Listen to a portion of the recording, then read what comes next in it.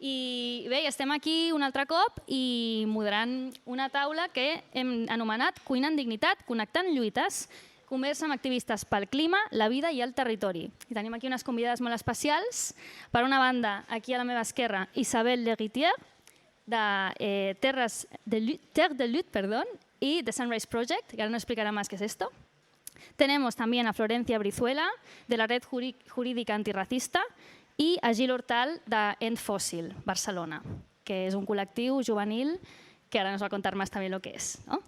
I bé, l'objectiu d'aquesta conversa és una mica conèixer diferents estratègies de lluita, de lluites que al final estan connectades, com sabem, lluita climàtica, lluites pel territori, lluites pels drets humans. I conèixer les perspectives de diferents moviments, com tenim aquí, representants, i qué perspectivas de futuro tenemos con estas luchas. Entonces, primera preguntita, que va a ser para la Isa. Isa, bueno, un honor tenir-te aquí, ara ens parlaràs, però representant francesa. Sabem que a França s'estan vivint ara mateix unes mobilitzacions molt intenses al voltant de les jubilacions i del problema de les pensions. I també s'estan vivint unes mobilitzacions per les lluites del territori. Ja estava en un auge d'aquestes lluites també. Si ens pots explicar una mica la connexió entre aquestes diferents lluites i d'on vens i explicar la problemàtica francesa, doncs te doy la palabra. Yes. Muchas gracias y hola a todos y todas. Voy a hablar en inglés. First of all, just want to say a huge thank you for being invited and in this space. I have a lot of admiration for the Catalunya and Spanish organizing and movements and activist work, so it's an honor to be able to exchange here. So you might have seen and heard a bit about two big mobilizations and movements that are raging in France right now.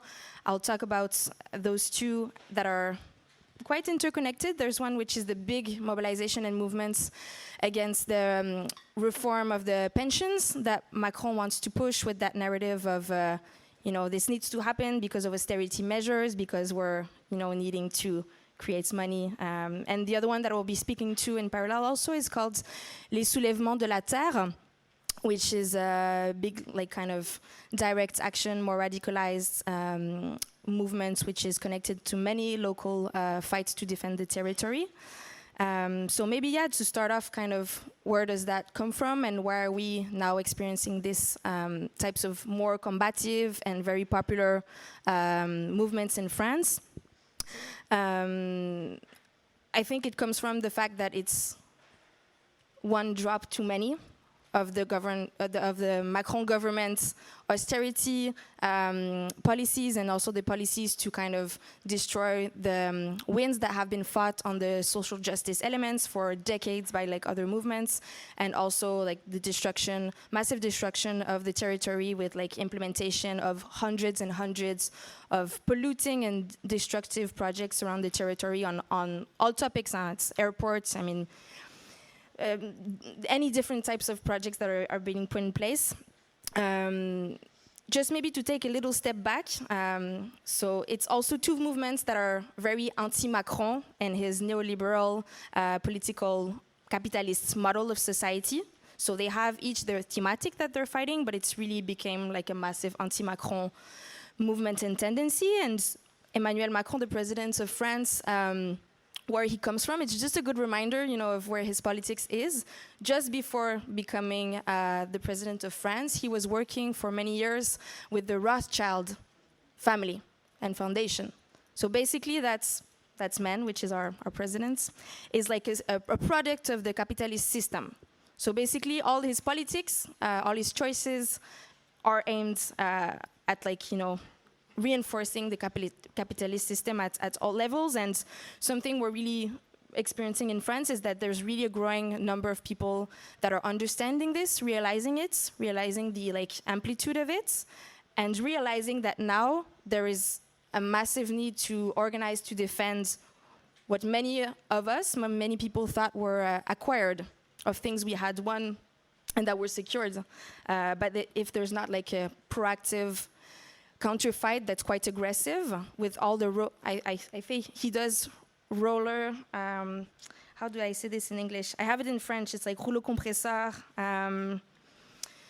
roller destruction politics. So like, you know, it's the real roller compressor that's like coming and destroying everything. It's going so fast in so many different levels, social and environmental, that people need to be much more kind of aggressive and combative in the fights to be able to do that pushback. And there's more of us that are realizing this. Then maybe what I'll do before, what I'll do is, these two movements, they come from historical movements that came before them.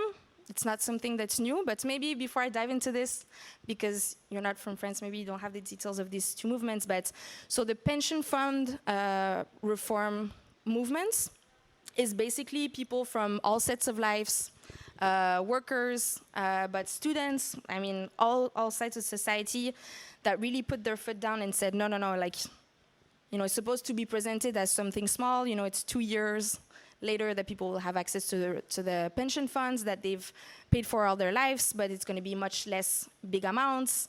And from the outside, in many countries, it's perceived as like, oh, it's not so big of an attack, you know, to the pension fund system. But for people, it's just one of the exemplification of the austerity measures of Macron. And there's really kind of this overflow of like exasperation and outrage from the society, because the fundamentals of Macron's government is really about over and over and over again prioritizing the demands of the market and putting that in place. And that's all about, you know, tax evasions, all the different measures to make, you know, the capitalist system projects and politics like easier, and at the same time having this constant explanation that there needs to be cuts in social benefits, there needs to be new destructive projects because we need to have money to be able to have a good economical system. And what's really interesting, I feel right now, is that the people are not buying it anymore. The people are like, no, this is too clear, this is really bullshit. And then in parallel, so maybe, I'll stick to this one and then I'll go to the soulèvement de la terre.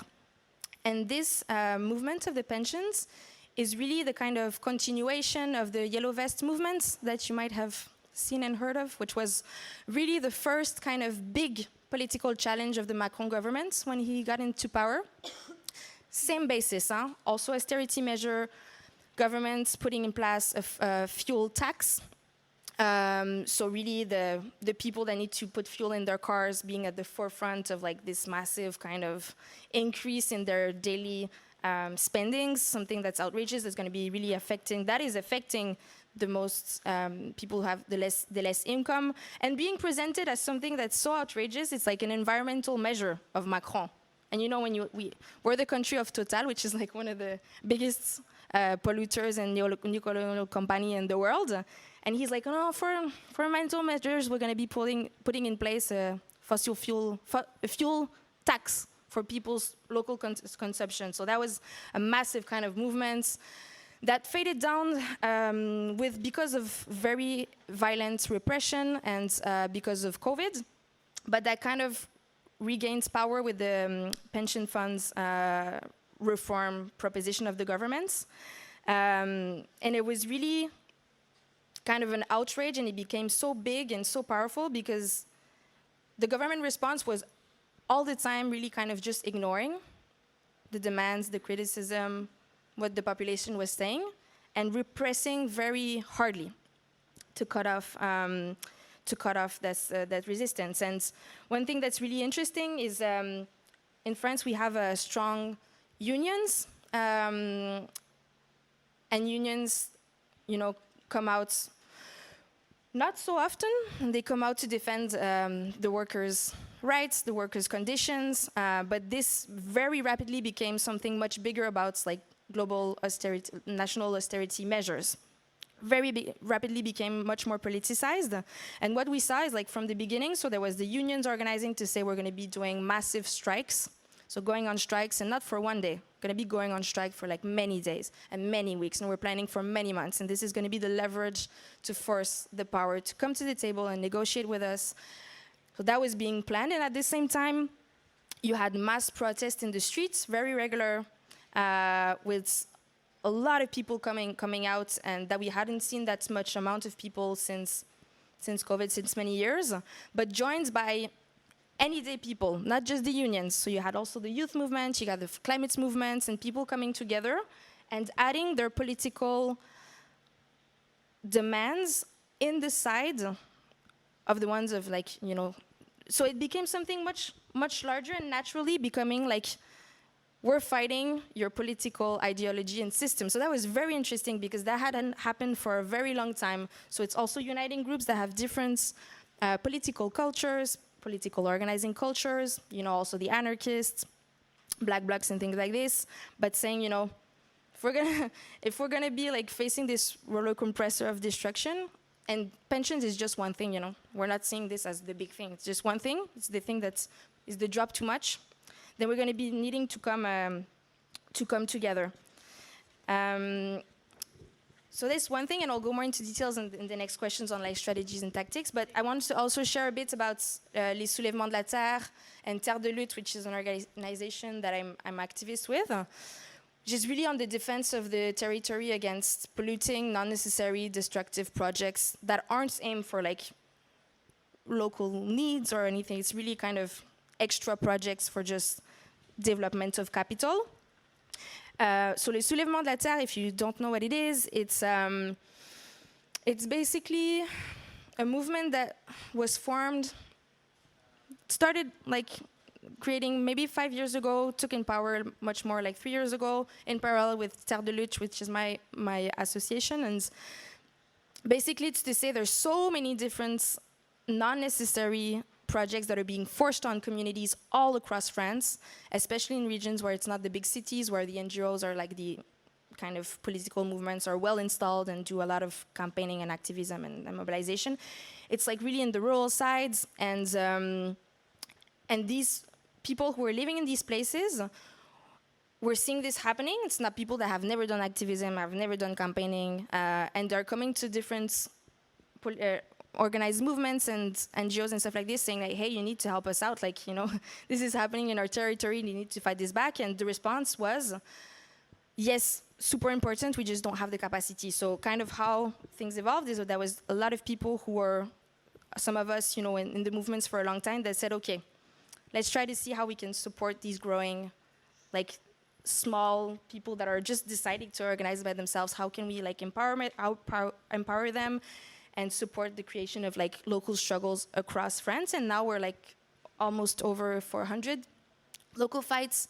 And Soulèvement de la Terre is a branch of it, which is basically more the kind of anarchist tendency, doing more direct action and coming to support local fights in key moments, so iconic fights that represent the development of like a sector, so extension of roads, like extension of airports, development of like big pools to suck out the water for like intensive agriculture. And they're coming to go in places to occupy, to fight back against the projects in a moment where they're being invited by the local communities and the farmers to fight back, and also to occupy the place. And with different tactics that I'll talk about more, which is like... Yeah, we should like... more fast. Yeah. Okay. We have 5 minutes for each. Perfect. So. I'll end this really quickly in 30 seconds. So basically this movement is Soulèvement de la Terre and Terres de Lutte, which is like supporting, empowering, creating in coalitions of thematics of these local fights that are like building, is also something that's historical, that's coming from the ZAD movements. So you might have heard of like Notre-Dame-des-Landes, ZAD, which is you know, occupying a place and creating an alternative model of living in society, which is outside of the system completely, so fighting and at the same time constructing. And this movement had been successful, and what we're seeing why there's so much repression from the government and anti-terrorist measures put in place and everything, is because the government is so scared that these models of like defending, occupying, constructing outside of the system is working, that they're so scared that it's like spreading all across, that they're fighting back. And the more the movement is seeing that it's like fighting back, then it's the, you know, it's the signals that it's working, that we're in the good direction. And I think one of the big things that I'm going to end on is what has helped this escalation be possible and happen in those two cases was really the fact that we're seeing people who are kind of have experience in the movements for many decades or for like other experience that are saying, okay, we need to be there to make the links, facilitate the growth of the networks, the collaboration, the scaling up, while also putting egos aside, because there's been for a long time in France so many like fights of egos, like not making it possible to go to the next level. And this is something that's big and new in France, which is making it possible to see this escalation and growth of the movement. Thank you very much, merci beaucoup. Bueno, doncs després d'aquesta experiència tan interessant que ens acaba de compartir la Isabel, gràcies. Sí. Enhorabona per... Bueno, enhorabona, no és que sigui una cosa a celebrar que haguem d'estar així, no? A peu de carrer tot el dia, però sí, increïble la mobilització a quins nivells està arribant i és molt inspirador. Però ara anem a passar el torn de paraula a la Flor. Entens la pregunta al català? Sí? Perfecte. La Flor, bueno, vens del moviment antirracista i la pregunta que et volíem fer, a l'estat espanyol s'està veient un auge d'aquest moviment. Per exemple, amb la campanya per la ILP de regularització ja es van aconseguir 700.000 firmes, sí? I també les mobilitzacions socials, en fi, transversals, com pot ser la manifestació transfeminista de Sebaliar la Gorda, Mar la Gorda se llama, creo, ¿no? Del 8M, cada cop són més grans aquestes mobilitzacions i hi ha més persones. Si ens poguessis compartir una mica quines creus que són les victòries del moviment antiracista ara mateix i quins reptes afronteu ara mateix a l'estat espanyol? Gràcies. Hola, bueno, primero gracias por la invitación. ¿Se escucha? Sí, ¿no? Gracias por la invitación y bueno, pues también aquí contenta de poder escuchar pues otras cosas, otras luchas. Sí, bueno, para mí pues la pregunta es importante pensar, ¿no? Pues en este contexto actual cómo están las propuestas antirracistas, ¿no? Y también transfeministas como sería la mani nocturna. Yo, bueno, me presento un poco para contextualizar de dónde hablo, pues yo formo parte de la red jurídica antirracista de TIC-TAC, que es un proyecto que surge hace tiempo para hacer acompañamiento jurídico pues a personas que están en situación administrativa irregular, y desde enero también estamos haciendo acompañamiento a las mujeres que están presas en el CIE, en el módulo de mujeres que se abrió en Barcelona. Y bueno, pues en lo de la campaña de regularización ya, nosotras como la red estuvimos asesorando más en términos legales, jurídicos. No porque creamos en el derecho, pues ninguna de nosotras cree en el derecho, pero pues vemos que condiciona la vida de muchísimas personas cotidianamente, y también pues veíamos cómo las personas que están tratando de regularizar su situación constantemente se veían pues engañadas, robadas y sin salidas para regularizar, ¿no? Como pues todo este tema de los abogados, las abogadas que en general cobran mucho, no atienden de manera adecuada. Entonces veíamos que ahí, pues, aunque nosotras somos transfeministas y estamos en otros espacios, veíamos que y muchas de nosotras tenemos formación en derecho, veíamos que pues ahí estaba una posibilidad de hacer pues una incidencia real con las necesidades de la gente en el territorio, ¿no? Entonces por eso empezamos a hacer esta actividad, también porque pensamos que en un marco que está pensado para expulsar a las personas, cada vez que nosotras logramos acompañando a alguien a que se quede en este territorio, pues también es un ataque directo a la ley de extranjería y a toda esta maquinaria que está pensada para expulsar a las personas, ¿no? Entonces yo creo que pues en el Estado español y en el Reino de España, como pues les decimos, ¿no? Porque vivimos en un reino, aunque algunas veces nos olvidemos, y en Cataluña, pues hace tiempo que hay movimientos colectivos que se están organizando, ¿no? De abajo y a la izquierda para enfrentar pues a las distintas expresiones del racismo estructural.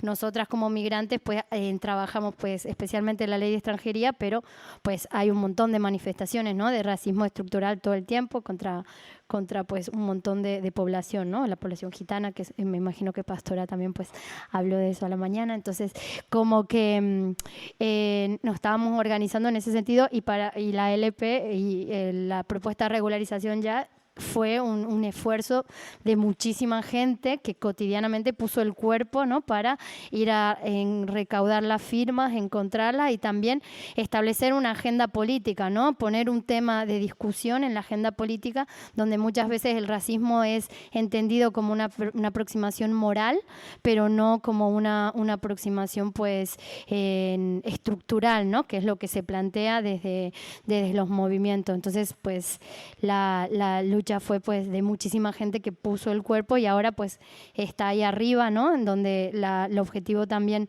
es hacer incidencia para lograr la regularización, ¿no? Y por otra parte, pues la manifestación nocturna cada vez es más masiva o cada vez llega más gente, porque también es una propuesta que pues es abiertamente anticapitalista y reivindica también la autonomía, ¿no? Frente a un movimiento feminista que pues cada vez está más institucionalizado y pues cada vez recurre, por ejemplo, al derecho penal o a las instituciones para garantizar pues que paren las violencias hacia ciertas mujeres, porque solo es hacia ciertas mujeres. Desde los espacios transfeministas pues, o desde la gorda lo que se plantea es armar un proyecto que sea o reivindicar la autonomía, reivindicar que pues también un posicionamiento antirracista, anticapitalista y transfeminista, ¿no? Donde también pues tratar de conectar, cada año se hace en un barrio distinto, entonces también tratamos de conectar las luchas de ese barrio, ¿no? O sea, pues las personas los colectivos feministas que están organizadas en ese barrio, también pues estamos ahí en contacto con las organizaciones, ¿no? Y en ese sentido, pues de los dos procesos, lo importante es que generan un sentido, pues, no sé, la mani nocturna, quienes hayan ido, pues es un momento de encuentro político muy importante. Muy importante, es a la noche, es en la calle, se reivindica la autonomía, las acciones directas, entonces es muy distinto, ¿no? Pues al carácter más festivo, celebrativo que puede tener una manifestación el 8, ¿no?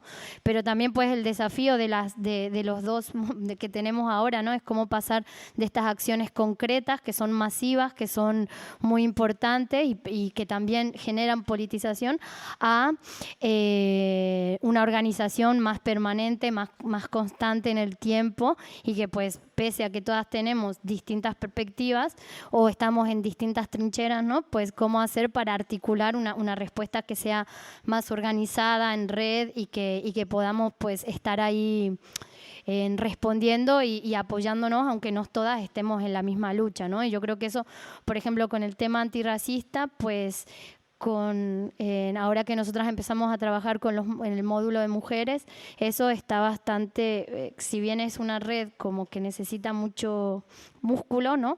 Pues vemos que estamos en un momento político distinto que hace 10 años, ¿no? En donde pues pasan cosas y si hay una articulación antirracista, colectivos que aunque no estén directamente implicadas en el CIE, pues si hay alguna necesidad, si hay o alguna urgencia, pues sí hay respuesta, ¿no? Y eso es importante y creo que es una base por la que tenemos que trabajar, pero que pues también cómo hacerlo extensivo, ¿no? A los movimientos feministas, porque por ejemplo en el CIE las mayores, o sea, las mujeres que están en el CIE pues viven todas las violencias que a las feministas blancas institucionales les encanta denunciar, pero no hay nadie, ¿no? No hay nadie ahí apoyando, o sea, viven violencia sexual, viven quita de custodia, viven trata, viven explotación sexual, o sea, un montón de situaciones y ahí pues no interpela, ¿no? Entonces, ¿cómo hacer para que también pues movimientos que tienen más capacidad de acción y sobre todo mayores recursos puedan poner también pues su apoyo ahí, ¿no? Y creo que ese es un desafío, un reto, que por ejemplo en los espacios más autónomos sí se ve una respuesta mucho más rápida, ¿no? Por ejemplo en la financiación, nosotras ahora en el CIE tenemos muchísimos gastos porque las mujeres pues cuando las dejan fuera, si las dejan fuera como no están en el Estado español, o sea como están no son solo de Barcelona, ¿no? Pues vienen, las pueden detener de no sé, por ejemplo en Guipúzcoa y la traen para aquí o en cualquier lugar del estado y las dejan fuera, ¿no? Las dejan en la puerta del CIE y dicen, bueno, pues a las que no deportan, dicen, bueno, hasta luego, chau, y las dejan en la puerta del CIE de Zona Franca y pues ahí nosotras tenemos que activar toda una red de quién la va a buscar, quién le compra el pasaje, si duermen en Barcelona, dónde duermen y todo eso que genera mucha pasta y eso pues ahora como lo estamos sosteniendo es con la autonomía, con gente pues sobre todo espacios autónomos que hacen fiestas, que hacen senadores, que hacen cosas y que nos entregan el dinero, ¿no? Entonces eso pues ahora mismo se está sosteniendo así, ¿no? Con un apoyo también mutuo y que esperamos que pues también otros colectivos puedan hacer lo mismo, ¿no? Es decir, bueno, pues si no se puede apoyar, o sea que materialmente el apoyo también nos está sirviendo bastante, ¿no? Muchísimas gracias. Gracias. Sí.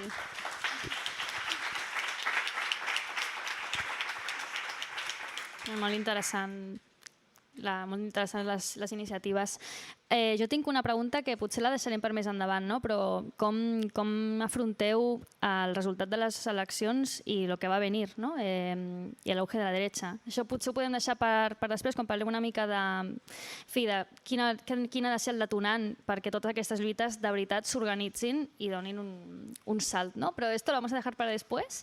I li passem el micròfon al Gil Hortal, que ve en representació del col·lectiu En Fósil Barcelona. Nos puedes contar tú lo que es. Pero si us plau, intentem ser breus, que teníem 5 minuts per ponent i nos estamos pasando un montón. I la pregunta per tu seria... Espérate, la tengo aquí. No, però que ens expliquis una miqueta això que és En Fósil i quins són els èxits després de l'ocupació de la UB i de la UAB i en quin estat estan les negociacions ara mateix amb les universitats, perquè ara es conten de què va esto. I com se presenta el futuro del moviment a nivell de... Perfecte. Vale, doncs, bona tarda a tothom. Moltes gràcies a l'ODG per voler comptar amb nosaltres. Ens fa moltíssima il·lusió, de veritat, a mi personalment també me'n fa molta. I no només pel que és el cicle i pel que és l'ODG, sinó perquè l'ODG ha estat, i crec que s'ha de dir, una de les organitzacions clau en tirar endavant En Fósil, potser imprescindible també, i llavors en aquest sentit, si podem fer aquest retorn una miqueta i explicar la nostra experiència quina ha sigut, doncs estem més que satisfetes. Aleshores, seré molt breu perquè jo també tinc moltes ganes d'escoltar i crec que tenim aquí dues experiències superinteressants i aleshores, és bastant divertit que la Virg em pregunti què és En Fósil o què està fent i tal, quan ella va anar a l'última reunió estratègica i jo no, però bueno, si cal, ella em matisarà. Però sí que és cert que jo vaig estar entre les persones que vam dur aquest moviment aquí a Barcelona i entre les que el vam començar a impulsar i explicaré una miqueta el recorregut que ha tingut i en quin moment estem i quines són les perspectives de futur. Aleshores, En Fósil, el nom aquest en anglès no és perquè sí, estem lluitant, no el volem traduir i tal, però és que és un moviment internacional que va ser una proposta de companyes de Portugal, del moviment de Climáximo, que es van posar en contacte amb joves de pràcticament d'arreu del món i amb la proposta d'un moviment estudiantil contra els combustibles fòssils que d'alguna manera s'articulés entorn 3 eixos, que fos liderat per joves, que fos en el marc de la justícia climàtica i que es proposés ocupar fins guanyar com a lema orientatiu de l'acció pràctica del moviment. Què passa? Que això és una miqueta complicat d'articular i de cohesionar, perquè si estem parlant d'acabar amb els combustibles fòssils i d'ocupar fins a guanyar, aquí a Barcelona dèiem, i què hem de fer? Ocupar la resta de les nostres vides, no? És a dir, com ocupar una universitat no acabarem amb el consum de combustibles fòssils, ens agradi o no. Aleshores, la idea, i estava pensat així, és que cada territori, des de Barcelona, Lisboa, als Estats Units, a països d'Àfrica i ciutats de Llatinoamèrica que s'han sumat, era que cadascú es fes seva les reivindicacions i ho adoptés i ho aportés al seu territori. Aleshores, nosaltres aquí, una miqueta, de manera accidental ho vam acabar portant al tema universitari, i seré molt transparent en això, és a dir, com no teníem cap mena d'intenció potser en un principi de centrar-nos únicament com a moviment estudiantil o fer-ho part de la nostra identitat en el sentit que fos el tema del moviment, no volíem ser tampoc un moviment estudiantil. Però vam començar a investigar a l'hora d'intentar articular o de determinar quines eren les nostres demandes concretes i vam veure que les universitats, que no era res de nou tampoc, però estaven molt vinculades al sector privat, estaven, evidentment, després de dècades de neoliberalisme, el Pla Bolònia i moltes lluites que hi ha hagut i que ens precedeixen, veiem que hi havia tot de coses que nosaltres identificàvem que no tenia sentit que fos una universitat pública, una universitat que es fa dir democràtica, oberta, social, verda, que hi fossin. Llavors identificàvem, per exemple, la càtedra Repsol, que era una càtedra que tenia la UB, la presència del Santander, o ja en clau més propositiva la falta d'una educació que tingués en compte el que és la crisi social, les seves conseqüències i les seves possibles solucions, i aquí vam plantejar com a proposta la que seria, jo crec, la nostra mesura estrella, que és una assignatura ecosocial que després de les ocupacions de novembre i maig hem aconseguit que sigui obligatòria tant a la UB com a l'Autònoma, tots els graus i màsters. Aleshores, això s'ha fet gràcies a les ocupacions, com he dit, i la nostra estratègia va ser sempre la d'ocupar, la d'intentar amb l'ocupació, d'una banda, que fos una eina de pressió per dur els moviments, per dur els equips del rectorat i els òrgans administratius i també als governs i a les institucions a negociar, però a la vegada també de portar una miqueta com el conflicte a la universitat, de visibilitzar les coses allà i que fos un espai de creació també una miqueta que les estudiants, les treballadores i convidant també a molts moviments socials es fessin aquell espai seu. Llavors, en aquest segon sentit estem molt contentes perquè realment amb les dues ocupacions hem fet espais molt xulos, molt constructius, que han funcionat molt i que han inspirat a molta gent i de fet ens han fet créixer. I amb la part institucional, bueno, és la més complicada, com us podreu imaginar, però sí que es pot dir que hi ha hagut alguns brots verds i que hi ha hagut coses com, per exemple, la signatura, amb comunicats entre les universitats amb compromisos concrets que alguns ja s'estan duent a terme, i també hem aconseguit reunions tant amb la Conselleria d'Universitats i amb el Ministeri d'Universitats que ens estan posant en contacte amb les universitats d'arreu d'Espanya, amb els rectors, per poder traslladar la nostra proposta de signatura, o la nostra no, la de la comissió que hem designat nosaltres per preparar la signatura i que sigui una realitat a totes les universitats d'Espanya. Ja veurem si serà així, ho lluitarem, però bueno. En tot cas, parlant una miqueta ja del futur, s'ha de dir que ara mateix els objectius de cara a l'any que ve o els pròxims mesos són una mica eteris, hi ha molta indefinició, però que sí que aniran molt en aquest sentit de mantenir la perspectiva juvenil. No descartem potser entrar en altres temes si veiem que hi ha la necessitat, tot i que és cert que el tema universitari és el que ens ha permès estratègicament generar una identitat i tenir poder aconseguir mesures a la vegada mentre també podíem fer-nos el nostre lloc en els moviments socials, no sé si m'estic explicant gaire, però si no després ja podem entrar més, i també que volem fer-ho en l'aliança amb el moviment internacional que som i amb les companyes d'arreu del món que també es mobilitzen amb nosaltres i amb els moviments socials amb els que fins ara hem comptat, que van des de l'ODG, Moviment per l'Habitatge, sindicats, moviment antirracista també hem comptat i evidentment tota la comunitat universitària que ens ha estat donant suport. Amb això crec que he respost.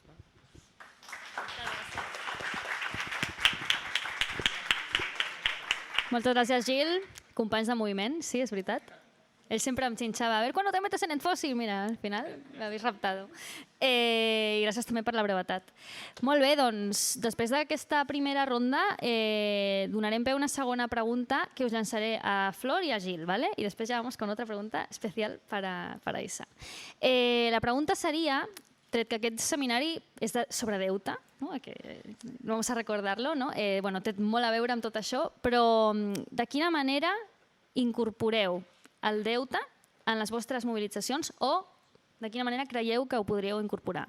Hi ha deutes de molts tipus, evidentment no només econòmic, també deute ecològic, deute generacional fins i tot, com una deuda con las generaciones futuras. Llavors, bueno, ¿nos podéis hablar de esto, de cómo lo veis vosotras? Flor, tú primera. Intentamos ser breves, por favor, ¿vale? 5 minutitos máximo. Sí, bueno, pues para los movimientos, para quien está como pues en procesos migratorios, la deuda es algo que está siempre en nuestra vida, ¿no? O sea, la deuda forma parte de la coyuntura de los países en los que venimos, ¿no? O sea, yo no me imagino Argentina sin deuda, ¿no? Es una constante ahí. Y pues para los procesos, para las personas que estamos aquí también. Es cierto que nosotras con la red, por ejemplo, trabajamos en temas que están más relacionados aquí, o sea, con las necesidades de las personas migrantes de aquí, que están en el territorio. También recogiendo una propuesta zapatista que nos hicieron hace 10 años las zapatistas, al decir que teníamos que trabajar en el territorio para hacer en la transformación radical de la sociedad. Entonces, pues estamos trabajando de ahí, pero pues siempre estamos conectadas, por ejemplo, con los países de origen, ¿no? Y con lo que está pasando allá y las reivindicaciones y las movilizaciones allá.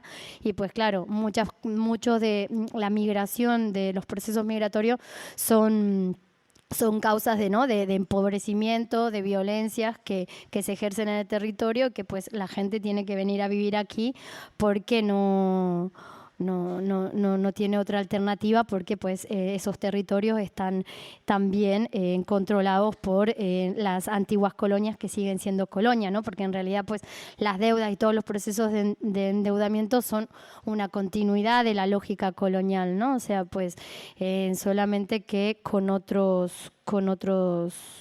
formas, ¿no?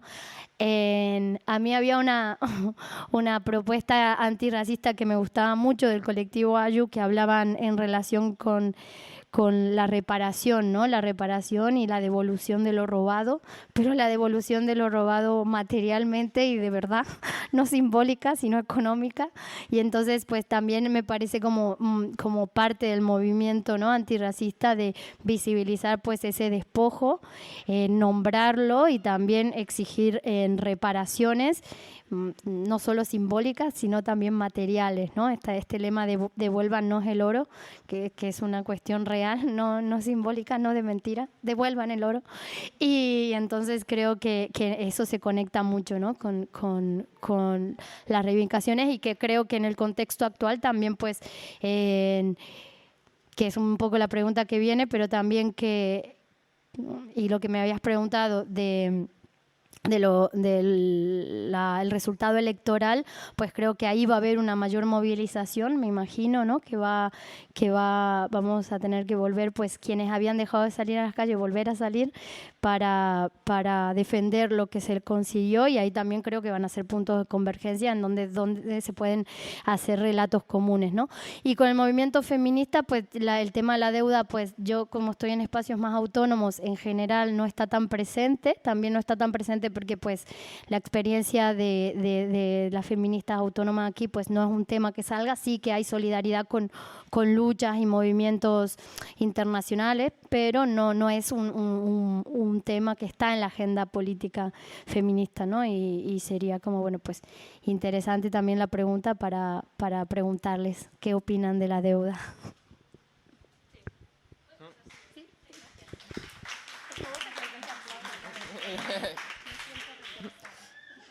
No, o sigui, em sembla molt interessant com ha acabat la Flor, perquè crec que és bastant significatiu la pregunta, és molt interessant i molt complicada, però en certs espais parlar de deute queda molt allunyat. Però havent vist tot el que va al matí i llegint sobre el tema i intentant informar, veus que realment està molt més relacionat del que ens pensem des de certs moviments socials o del que pots pensar a priori, no? És a dir, quan a mi se'm va dir aquesta pregunta, van dir com s'introdueix la perspectiva del deute en fòssil. Vaig pensar, uau, és a dir, seré molt sincer i també poc entusiasmant, com no es parla de deute en fòssil, no?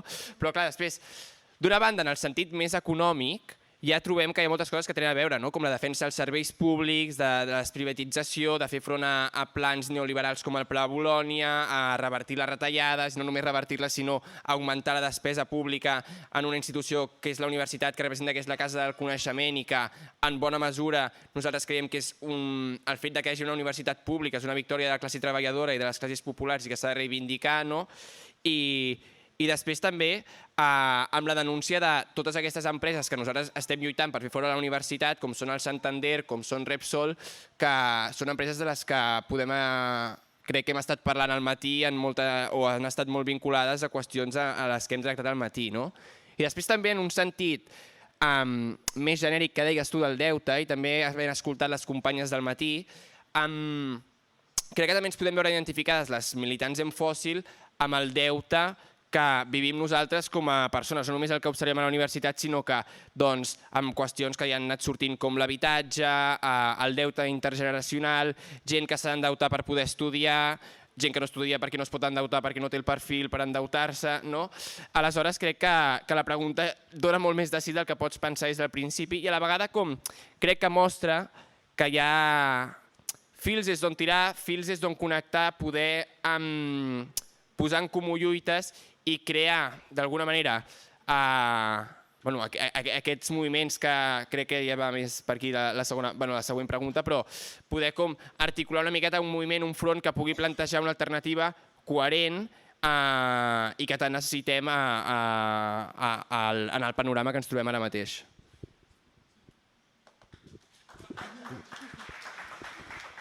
Gràcies, Gil. Sí, totalment. O sigui, i també, no hem parlat ara, però al final del deute ecològic, del fet que estem heretant, ojo en fòssil, no hablamos de deute ecològic, Gil, que estem heretant unes condicions ecològiques absolutament insostenibles, les generacions futures, i això és un deute que han contraído les generacions anteriors. Però bueno, ara estem parlant una mica d'això, de com fer per ajuntar tot això. I en aquest sentit, la Isa crec que li fa il·lusió que li pregunti una cosa, i que són aquestes tàctiques i estratègies que ens calen per poder ajuntar totes aquestes mobilitzacions. O, en fi, quines feu servir vosaltres, que us funcionen, no? Abans has parlat de tots els diferents sectors de la societat civil que s'han unit en aquest front comú a França i ens interessa molt saber com s'ha aconseguit això, perquè a vegades és molt complicat unir certes lluites, no? Tu parles de deute segons on i te miren con cara de què me cuentes, parles d'ecologisme en segons quins sectors i també et miren en cara de no entendre res. Com podem construir aquestes... Ja està, ja no m'enrotllo més. Te lanzo la pregunta. Moltes gràcies. I intentem també 5 minutets. Perfecte. Do me a sign if I'm like... Okay. Yeah, just to start off, I think I'm going to have a lot of experience and amazing knowledge to bring back on debt fights to France, because that's something that's not developed, definitely not enough yet, which is basically linked to all of the rest. So there's a lot of things that the French movement needs to learn from many of the movements that are here. So just starting with this. Yeah, so on different kind of strategies and tactics, there's been difference from the two movements that I'm talking about that are, I think, interesting to discuss a bit. So maybe starting on like the pension fund movements, kind of really the strategy behind this was really to say, okay, in this moment we need to fight back in a way that's confrontative, to send a very clear and strong signal message to the government, to say like, we're like we're drawing a red line. You know, it's like, this is gonna be not only on the like pension fund reform, but also to say like, if you're gonna be creating again and again and again and again these measures of austerity that like really impact people's living conditions, you're going to be getting these mass protests that are going to be growing and getting bigger from one to the other, with not only the same people that are organizing behind, and despite the fact you're doing repression, it's starting again, but like doing coalitions and allyships with much larger groups each time. So building from one movement and mobilization to the other. And the tactics that have been very kind of central, there's three things maybe, in the yellow vest and also like in the pension fund reforms. Like, so there's one thing which is the kind of mass protests, mobilization in the streets happening all over the country. So then it's kind of a space where you can have your political voice numbers and uniting different parts of the movements and of constituencies of society coming together to show that it's not only kind of one group, but a very large group and a consolidated political message. And then you got the thing that really hurts the government, which is like for the yellow vests, regular road blockades, and then for the pension funds, really regular strikes, and strikes that are just not one day, but like, you know, starts with a couple of days, regular days, and then like a week, and then like in different sectors, and sectors like kind of coordinating each other. So like health strikes, public transport strikes, and like different strikes, so that like it really kind of destabilizes so much the government, and in coordinated waves, so that it can be in the duration, and on different sectors, because of course there's a lot of backlash. Because when you do strikes, of course, it's something that hurts a lot the economy, and that's where it's the weak spot. But then also having like solidarity, in French we say like solidaire, it's like kind of solidarity fund for people to be able to put in money and support, because not everyone has the capacity to go on strike. And also trying to occupy as much as possible media space. So having people that are like in different spheres of society, not only movements and activists, but like political representatives, people who have a voice, that are regularly invited to the media to really hold these messages in these spaces. So that has been something that has grown quite a lot and been very effective to be able to like pass the message across more than our little bubble of groups.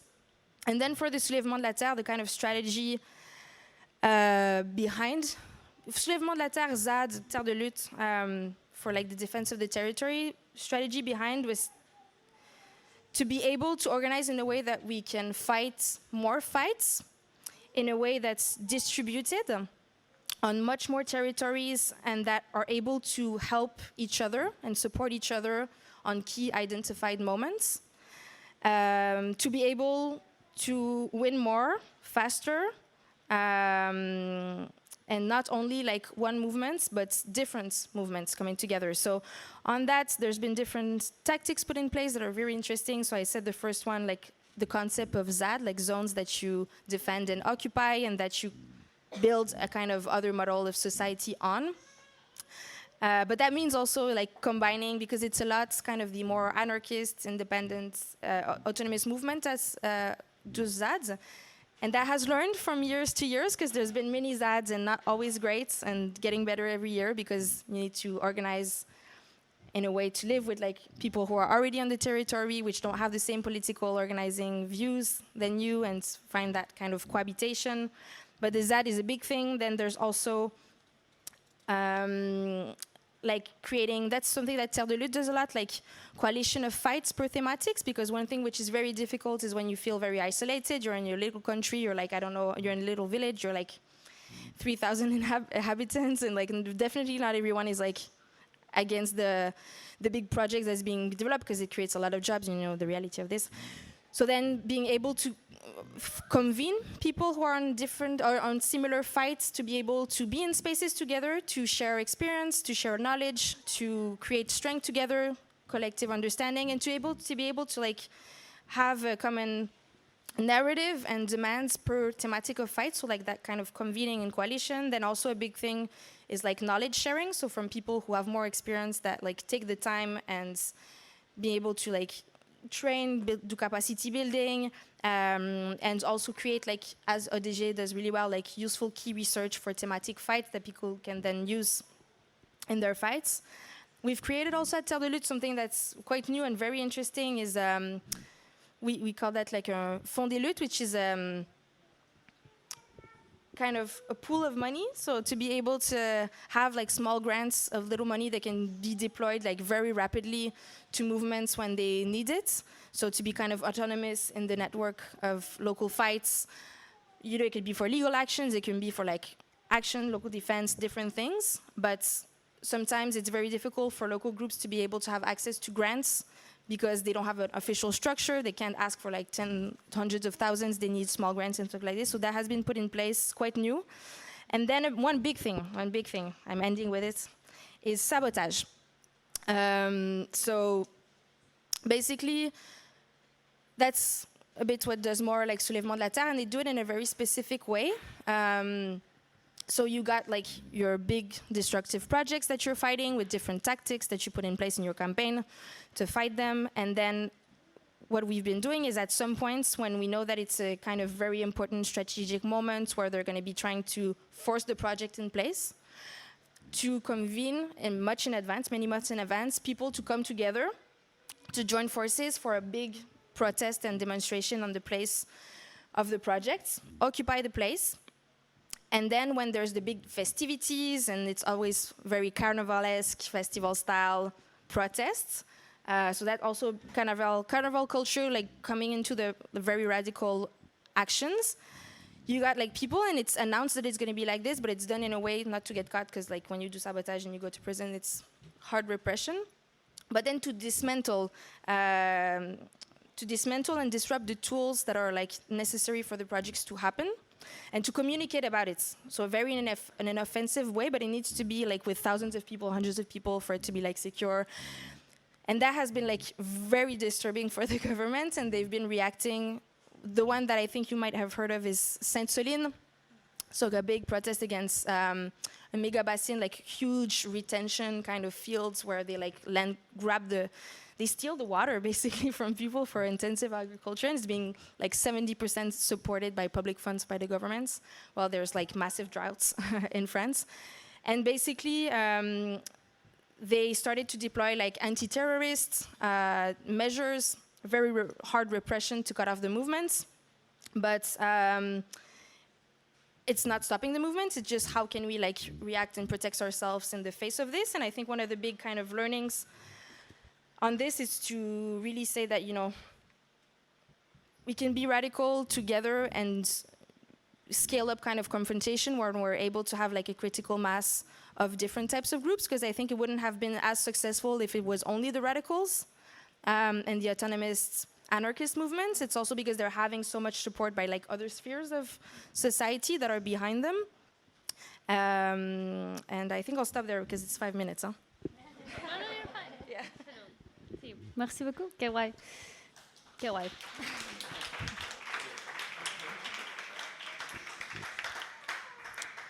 Bueno, doncs, agafant aquest fil, no, d'aquestes diferents estratègies que sembla que tenen els seus fruits, tot i la repressió, m'agradaria preguntar-vos, si aquesta és una pregunta general que podeu anar responent segons us vingui de gust. Com creieu, què creieu que falta perquè totes aquestes lluites, i no només a nivell territorial, no, sinó més a nivell fins i tot internacional, com traçant aquests ponts, perquè em fa l'efecte que sí que és veritat que hi ha moltes coses passant, hi ha moltes petites mobilitzacions a tot arreu, no? Però després de pandèmia potser encara arrosseguem cert cansament, tot i que estem molt cremades, no? Com a societat. Arrosseguem cert cansament i fa l'efecte que estem agafant forces encara, agafant forces pel que arribi, no? I què creieu que podria ser, com serien, no? Quins punts d'unió detecteu o quins esdeveniments creieu que poden ser detonants de mobilitzacions encara més massives? Poden ser causes ecològiques, poden ser vulneracions de drets humans, pot ser la repressió, no sé què creieu que pot ajuntar encara més, no? I si no voleu parlar del detonante, podeu parlar també de quines estratègies possibles veieu, no? D'unió. Es unas preguntas un poco extrañas, pero a ver, ¿quién quiere coger el micrófono? Venga, Gil. Bueno, estranya no és la pregunta, és difícil de respondre, però jo crec que és molt normal i que és molt compartit que tothom d'aquí algun cop se l'haurà fet. Jo crec que no sé quin és el detonant, crec que és impossible saber quin és el detonant, no? Però crec que m'agradaria compartir algunes claus que crec que és important tenir en compte en general i en el moment polític que vivim ara. Jo comparteixo el diagnòstic, crec que no es tracta de compartir, sinó que és el que és, que després de la pandèmia, també després del cicle polític anterior, aquí a Espanya amb el 15M, aquí a Catalunya amb les il·lusions al procés, hi ha certa desafecció o molta desafecció, hi ha molt de nihilisme i costa molt mobilitzar, i això crec que és una cosa que s'han trobat tots els moviments socials, i això no ha ajudat gens, evidentment, la pandèmia, que ha imposat unes restriccions, que en molts casos eren necessàries, però que ens ha dut en un context social i polític en què ha costat molt mobilitzar i ha costat molt sortir al carrer. Aleshores, jo ara parlaré que, com que era una miqueta la veu que jo portava aquí, doncs el moviment ecologista jo crec que ha passat una miqueta el cicle del 2019, per exemple, quan hi va haver les grans vagues, va sortir Extinction Rebellion, hi va haver grans manifestacions massives aquí a Barcelona, va estar molt bé perquè sí que van aconseguir posar un marc i van aconseguir que entrés a les institucions i entrés a l'imaginari col·lectiu una cosa del que no es parlava o es parlava en espais molt minoritaris, que era l'emergència climàtica i la qüestió de la crisi ecològica en general. I crec que això ha estat molt bé perquè ara, potser en fòssil, a l'hora d'estar aconseguint aquests petits canvis, veu una miqueta d'aquest marc que es va posar en aquell moment, perquè molts cops ara, quan nosaltres anàvem a negociar amb la universitat o quan anàvem a parlar amb representants institucionals, ens deien que era una cosa que estaven obertes a fer, que entenien de què parlàvem, les estudiants també eren preocupacions que tenien i que compartien.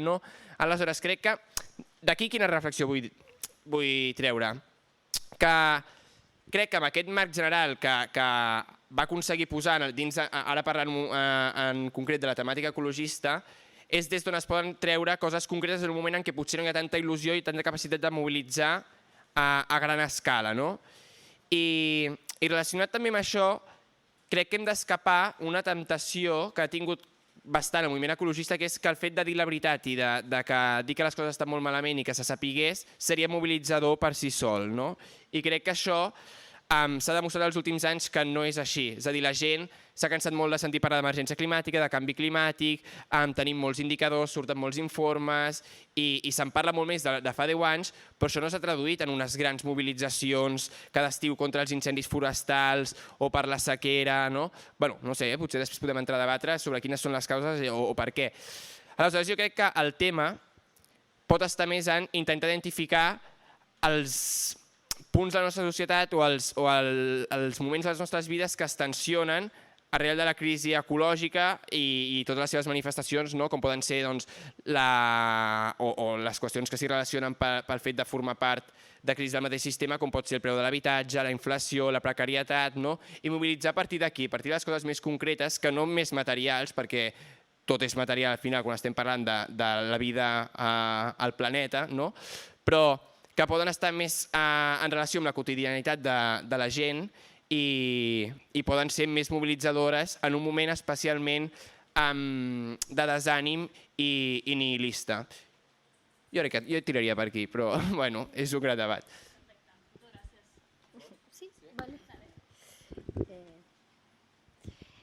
Sí, bueno, pues también conectando con la pregunta que me decías de las elecciones, pues yo sí que estoy como un poco en desacuerdo en esa idea de que lo peor va a venir, porque para cierta gente pues lo peor ya está, ya está constantemente, sino lo peor para quién, para qué población va a venir, porque pues nosotras, por ejemplo, viendo las condiciones que hay en el CIE hacia las mujeres, es como que hay muchísima violencia explícita, violencia explícita de, pues, por ejemplo, mujeres que están lactando y que les quitan a la criatura, la separan, les obligan a tomar pastillas para cortar la lactancia, la criatura de 9 meses se queda con una compañera de piso en Murcia, en total desamparo, o sea que hay muchísimas mujeres con diagnóstico de salud mental que son constantemente violentadas por la policía, o sea, como que hay una situación de, ahora que va a cumplir un año de lo de Melilla, la masacre de Melilla, o sea, como que hay situaciones de violencia tan explícita que, pues, este es el presente, Si nosotros vamos a los institutos de Barcelona, por ejemplo, la situación de racismo estructural que viven los chavales también es muy grave, O sea, que también hay un presente que es terrible para parte de la población y que me preocupa bastante que muchas veces los discursos de lo que va a generar la derecha, cuando pues ya la cotidianidad para muchas es bastante desoladora y violenta, Entonces yo creo que es importante pensarnos desde ahí, o sea, por ejemplo, nosotras desde distintos colectivos o el movimiento en general antirracista ha venido convocando a manifestaciones, todo el tiempo, solamente que sí que es cierto que la respuesta, la movilización, pues varía, Varía, yo creo que también según cuando una persona se siente más próxima o menos a esa denuncia que se está haciendo, Entonces, para mí, ahí también, y como lo que comentaba, ¿no, Isa? Que me parece interesante de cómo generar pues esas redes de apoyo entre la gente que ya está organizada para hacer frentes comunes, ¿no? Porque también en ese sentido, por ejemplo, las zapatistas, ¿no? Cuando vinieron decían, ¿no? Bueno, aquí en Europa hay gente que está organizada. También descubrieron que puede haber colectivos de 2 personas, que eso fue un descubrimiento para las zapatistas, que habría movimientos de 1, 2, 3 personas, pero decían, ¿no? Están organizadas y cómo se coordinan entre ustedes, ¿no? Cómo se coordinan y cómo generan, pues, políticas o agendas comunes, ¿no? Y eso, pues, sin abandonar también las luchas que cada una tiene, ¿no? Sino también cómo pues pensar una agenda común, ¿no? Ya vemos que desde arriba lo hacen en una semana, ¿no? Y la derecha en un día, ¿no? O sea que cómo se logran esas agendas comunes y pues en los movimientos eso es más difícil, ¿no?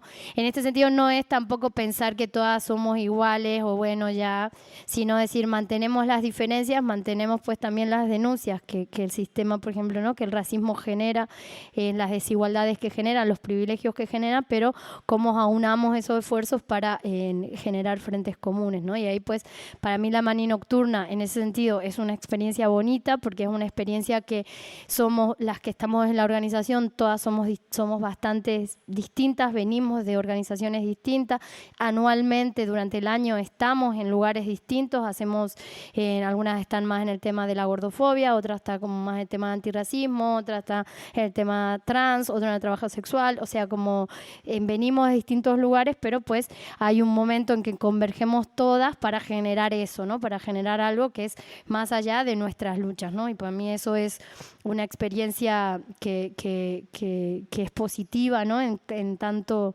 panorama tenebroso, pues es una forma de movilización y organización, pero la pregunta es cómo hacerlo de manera continuada, permanente, y bueno, yo creo que pues el panorama político y el recorte de derechos, si es lo que ocurre, pues de alguna manera va a forzar esta situación, ¿no? Va a forzar que que se vuelva a salir más masivamente a la calle, y ahí está pues nosotras tratar desde los movimientos sociales generar más radicalidad, ¿no? Ante mayor violencia, más radicalidad para mí, ¿no?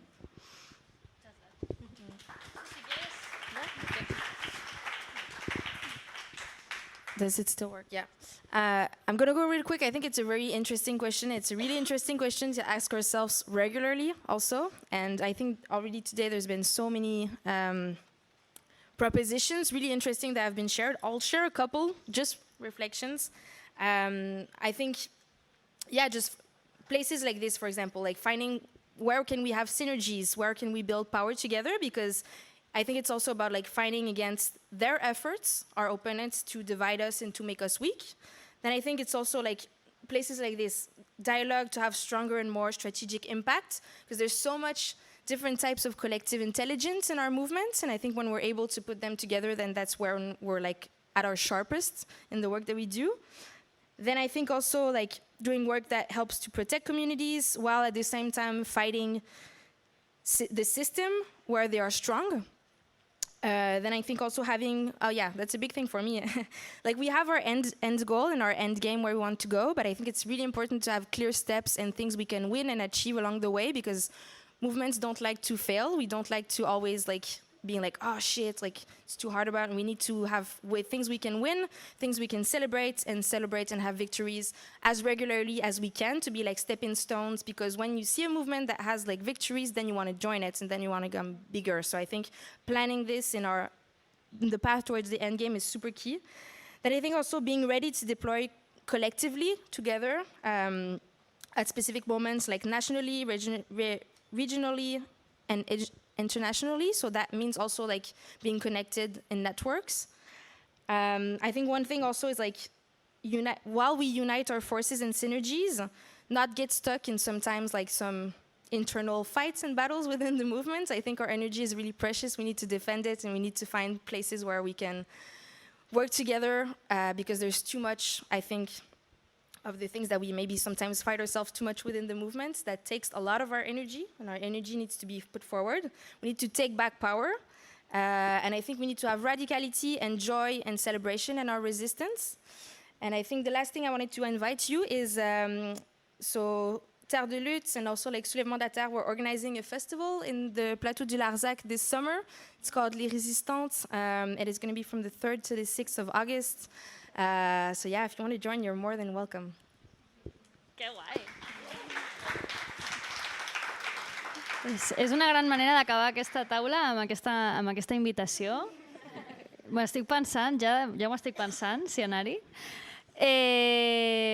Moltes gràcies, moltíssimes gràcies per aquestes intervencions tan inspiradores. Jo voldria fer una recapitulació superràpida del que s'ha parlat i bé, i ja estaríem. Bueno, hem començat parlant una miqueta de quines circumstàncies han portat a França unes mobilitzacions tan massives, no? Què és el que ha unit a tota aquesta gent? Un front comú contra l'austeritat, contra el neoliberalisme i contra les polítiques que atempten contra els drets bàsics. Llavors, detectem que és possible que apareguin aquests fronts comuns i ens interessa explorar quins són els contextos aquí perquè generin aquests fronts. Hem parlat també de suport mutu, en el cas del moviment antirracista és molt clar que es necessita aquesta xarxa de suport per seguir resistint mentre no es doni la gran revolució, hem de seguir resistint. Hem parlat també de com les noves mobilitzacions joves estan recollint una mica els fruits també de les anteriors, de les d'abans de la pandèmia i seguint pressionant i que no hemos empezado de cero, i això es nota i ens dona esperança també. No podem caure en la sensació de que de sobte estamos parades, perquè no és veritat. Hem parlat una mica de deute colonial, de deute històric, de deute ecològic, i de com a vegades costa entendre el tema del deute, que ens costa adonar-nos de fins a quin punt és present en les nostres lluites i les nostres vides, però quan hi pensem està per tot arreu. Llavors és un aprenentatge també, per la Isa que comentava que portarà aquest aprenentatge a les mobilitzacions de França. I hem parlat de tàctiques i de sinergies i futurs. No sé, jo em quedo amb aquesta idea de que recollim les victòries de mobilitzacions d'ahir, no han quedat en el vacío i encara que vinguin temps difícils, com pot ser l'auge de la dreta, etc. Lo peor quizás ja s'està vivint i no podem estar esperant que arribin unes circumstàncies màgiques per mobilitzar-nos, sinó que hem d'estar allà cada dia teixint xarxa. No sé, i m'ha agradat molt el punt de celebració de les victòries, jo muy a favor. Vámonos al festival. Molt bé, moltes gràcies. Ja està. Anem per concloure aquesta taula. Gràcies. Gràcies.